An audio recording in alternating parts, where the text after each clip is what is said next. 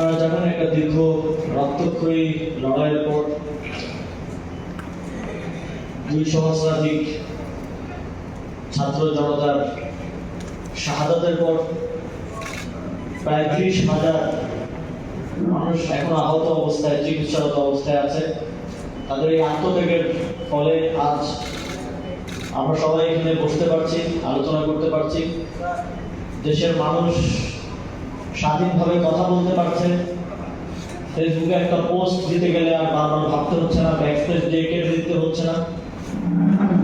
আমরা সমালোচনা করতে পারছি, আমরা আলোচনা করতে পারছি, রাষ্ট্র পুনর্গঠনে নিজেদের মতামত দিতে পারছি, সংস্কার কার্যক্রমে অংশগ্রহণ করতে পারছি।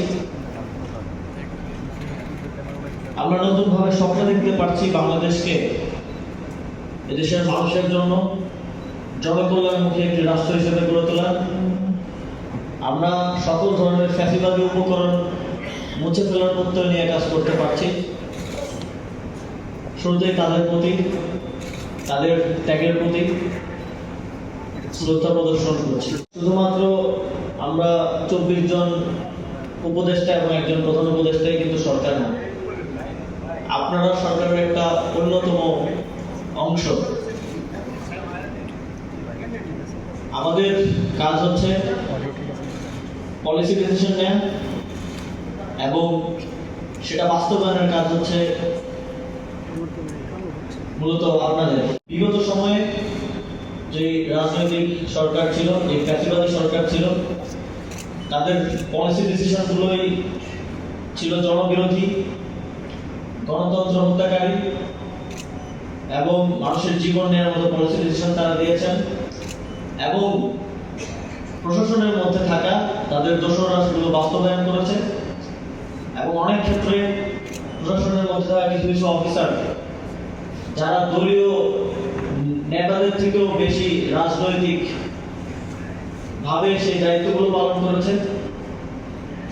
আমি বিগত সরকারের সময় প্রশাসনের অত্যন্ত গুরুত্বপূর্ণ পদে থাকা একজনের কিছু ইনফরমেশন পেয়েছিলাম।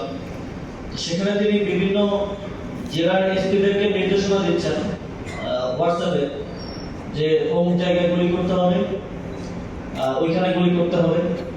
তার কিন্তু সেটা দায়িত্ব ছিল না। স্বরাষ্ট্র সচিব যে ছিলেন তার ভিডিও তো আমরা দেখেছি, তিনি তার পেরিফেরির মধ্যেই অন্যায়গুলো করেছেন। কিন্তু আমি বলতে চাচ্ছি অন্যান্য যারা বিভিন্ন অন্যান্য সেক্টরে ছিলেন তারাও দলীয় নেতা কর্মীদের মতোই সরকারের বাহিনীগুলোকে নির্দেশনা দিয়েছেন গুলি করার জন্য, হত্যা করার জন্য। এই যে প্রফেশনালিজমের যে অবক্ষয়টা ঘটেছে এবং সেগুলোকে প্রশ্রয় দিয়েছে ফ্যাসিবাদী সরকার, সেই অবক্ষয় যেন ভবিষ্যতে আর কখনো না ঘটে সেটা আপনাদেরকে নিশ্চিত করতে হবে।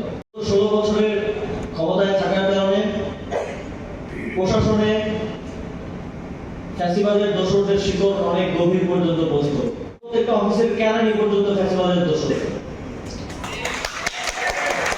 আপনারা জানেন নিয়োগগুলো কিভাবে হয়েছে, আপনারাও সে সময় বিভিন্ন জায়গায় দায়িত্বে ছিলেন। যে রাজনৈতিক ব্যক্তিরা এসে তালিকা দিত, তালিকা দিয়ে বলতো যে এদেরকে নিতে হবে। আমি শ্রম ও কর্মসংস্থান মন্ত্রণালয়ের দায়িত্বে ছিলাম, সেখানে সাবেক একজন সচিবের সাথে আমি কথা বলছিলাম।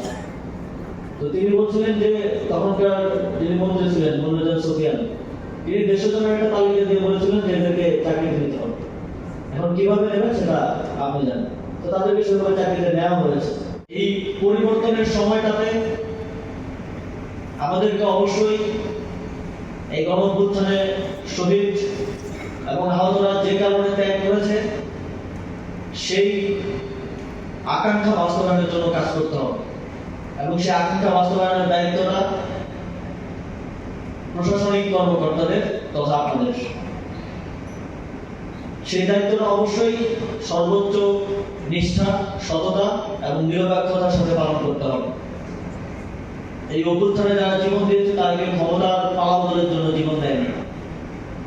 তারা জীবন দিয়েছে একটা দীর্ঘমেয়াদী পরিবর্তনের জন্য।